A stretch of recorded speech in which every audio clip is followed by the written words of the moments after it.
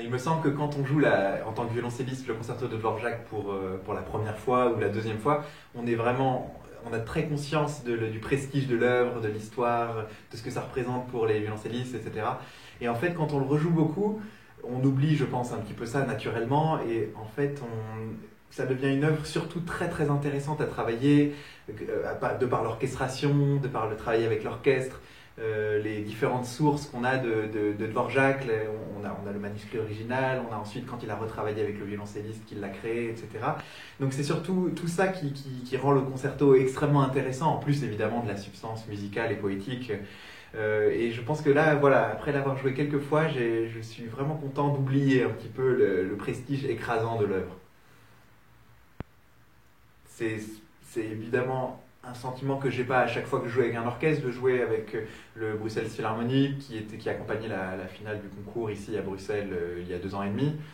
Et on avait joué le concerto de Shostakovich à l'époque, et puis ensuite j'étais revenu jouer le concerto de Schumann, donc un monde peut-être on peut pas plus opposer ces deux mondes-là, Shostakovich-Schumann. Et puis donc là, c'est la première fois que je joue le concerto de Dvorak en Belgique, et je suis vraiment, vraiment très très content de le jouer avec le Bruxelles Philharmonic. Là, il y a un point commun avec le concerto de Shostakovich, certainement, c'est la relation entre le corps et le violoncelle, parce que dans le concerto de Shostakovich aussi, la partie de corps est extrêmement importante, et dans Dvorak également.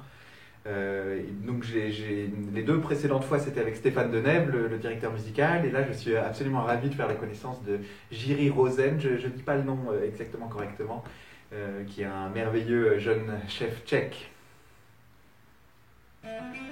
Je suis ravi de présenter ce disque de sonates de compositeurs russes, les sonates de Shostakovich et Rachmaninov, ainsi qu'une œuvre profondément originale de Denisov, dont on fête l'anniversaire d'ailleurs cette année, les variations sur un thème de Franz Schubert.